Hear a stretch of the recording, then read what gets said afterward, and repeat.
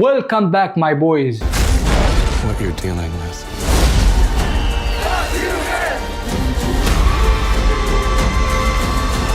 اهلا بكم اصدقائي في كل مكان بفيديو جديد. معاكم صديق عمي محمد، والعوده مره اخرى بالحلقه اليوتيوبيه اليتيمه اللي بنعملها كل شهر لحين اشعار اخر مؤقتا. والنهارده العوده واي عوده، وعودتنا مره اخرى لعالم ذا بويز يونيفرس ومسلسل جيم في الموسم الثاني. واخيرا بنرجع لجامعتنا ومدرستنا المفضله جولدكن، حيث شخصياتنا الذي راينا صعودهم كانطلاقه الصاروخ وحرب الجيل القادم في الصراع الكبير داخل عالم ذا بويز. وبعد ان نجحت كيت في تمردها وانتقامها باطلاق سراح كل المساجين من السجن السري للجامعه او مختبر الفئران ودعم خطه هوملاندر الكبيره وبمباركته شخصيا، وايضا ما بعد احداث الموسم الرابع من مسلسل ذا بويز وما قبل اقترابنا من الموسم الخامس والاخير، والذي شهدنا فيه تحول بوتشر الكبير وتدميره لفيكتوريا نيومان وتفكك فريق ستار لايت وسيطرة هوملاندر المطلقة على كل الأبطال الخارقين والعالم بأسره. فازاي فريق ماري وإيما وجوردن هيقدروا يتصدوا لفريق كيت وسام، خصوصا ما بعد عودتهم من السجن لمسرح الجامعة مباشرة، وأيضا ما بعد رحيل صديقهم أندري ووفاته الصادمة، ولا المحرك الأساسي معانا في الموسم ده. طب إيه الكلام عشان نختصر الأوهام؟ أنا مش فاهم إيه اللي حصل. بداية أقل أو أقصى ما يقال عنها خفة منطفية هادية زيادة عن اللزوم، متفرعه وبتلف وتدور كتير، اللي هو بعنوان في ايه يا جدعان؟ ده مستوى حلقات منتصف موسم فشخ، واللي هي اصلا بتكون حلقه بالكتير، ما بالك بقى دي البدايه ومعانا ب3 حلقات. يعني تنبيه اول واخير عشان المسلسلات والافلام الكبار فقط زادت مؤخرا، فالمسلسل ده بلس 18 كما عدتوه في الموسم الاول كما عدتوا عالم ذا بويز اصلا بشكل عام. هل فعلا رحيل الممثل تشانس بردومو اللي بيلعب شخصيه اندري ووفاته بعد الموسم الاولاني خلى الكتاب مزنوقين ومش عارفين يعملوا ايه في القصه للدرجه دي؟ هل التوجهات وتحركات الموسم ده اتغيرت اصلا عما كان مخطط ليه؟ لو سالتني انا هقول لك لا يا بوب، مش للدرجه دي، ما كانتش يعني شخصيه محوريه ومركزيه اصلا في المسلسل او العالم بشكل عام، ولكن لو حصلت من الكتاب يبقى حيب جد. هي شخصيه بالنسبه لي مؤثره في الجانب العاطفي لشخصيه كيت وفريقها فقط، ولكن لو جينا سالنا السؤال الاهم، هل فعلا الشخصيه دي هي اللي مبوظه معانا مجرى الاحداث الرئيسي واللي مخلانا في اول 3 حلقات بس احنا الشخصيه دي هي مجرى الاحداث فقط ولا غير؟ انا ما عنديش مشكله ان هم طبعا الكتاب او صناع المسلسل بشكل عام عاملين القصه والبدايه او الموسم ده متمحور حوالين الشخصيه دي بالتحديد، وما عنديش مشكله ان ده يكون نوع من انواع التكريم، ولكن مش بنسبه 100%،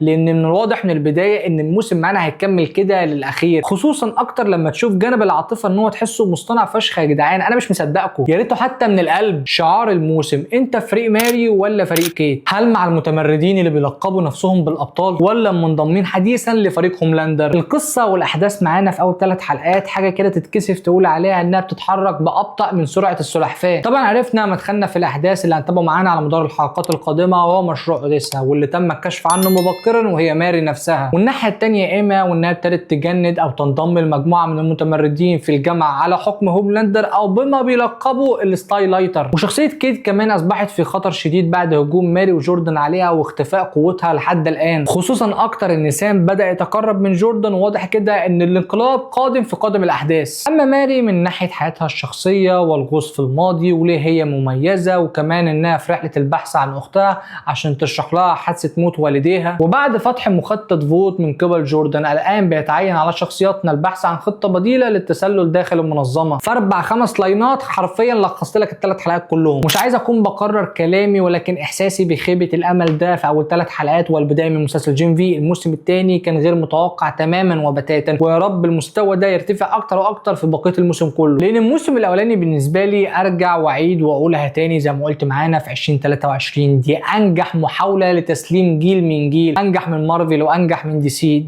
ايه هي دي سي عملت الجيل الاول اصلا، انجح من اي حاجه مثلا عملتها مارفل مثلا معانا في المرحله الرابعه، وتقديم الشخصيات الجديده اللي انا دايما بحب اسميها الشخصيات العبيطه، او حتى من محاولات شخصيات الاكس مان وعالم الاكس مان بتاع شركه فوكس اللي كان بيتعمل معانا في اواخر 2019 و2020. لا، اللي عملوا عالم ذا بويز وتقديمه معانا في مسلسل جيم في بشكل مستقل في الموسم الاولاني في 2023 كانت انجح محاوله بلا شك. وبعد اول 3 حلقات من مسلسل جيم في الموسم الثاني، وبعد اول 4 حلقات من مسلسل بيس ميكر الموسم الثاني، وكلا المسلسلين اللي عجبوني بشكل كبير وفشخ اصلا في الموسم الاولاني لكلا المسلسلين بشكل منفصل، سؤالي هو الاتي: ماذا يحدث في عالم تلفاز السوبر هيرو؟ تخيل بس معانا ان في اول 3 حلقات ظهر معانا ستار لايت وزاديب وفاير فاير كراكر وبس التاثير مفيش، لان العالم اللي حبيناه ده خصوصا في مسلسله الاصلي مسلسل ذا بويز هو متمحور بشكل كبير حوالين شخصيه بوتشر وشخصيه هوملاندر في مواسمه الاربعه الاخيره، واقتربنا من الموسم الخامس والاخير القادم معانا في 2026. ولكن في الثلاث سنين الاخيره وتحديدا من الموسم الثالث والموسم الرابع انضافت معانا شخصيه ثالثه عشان يكون مثلث هو اللي مقوم العالم بتاع عالم ذا بويز يونيفرس ده بشكل كبير. والشخصيه الجديده دي طبعا كانت شخصيه سولجر بوي، فانت حرفيا اي حاجه خارج المثلث ده هي حاجه تكميليه يعني ملهاش تاثير اصلا. اما عن الشخصيات الجديده معانا وهي شخصيه دين سايفر، واللي نقدر نقول بشكل كبير وواضح هو الشرير بتاع الموسم ده، الشرير بتاع الموسم ده اللي لولا الصراحه ما كنتش هعرف اكمل الموسم ده بشكل كبير بشكل ان انا متحمس يعني، لان جانب الغموض حوالين، جانب التساؤلات اللي في دماغي، جانب الاسئله اللي لسه لم يتم الاجابه عنها حتى الان، خصوصا شخصياتنا بتسالها في اول 3 حلقات، هو ده اللي مخليني مكمل الموسم ده على امل ان مستوى يرتفع معانا في الحلقات القادمه. اما عن البقيه فهو لما فيش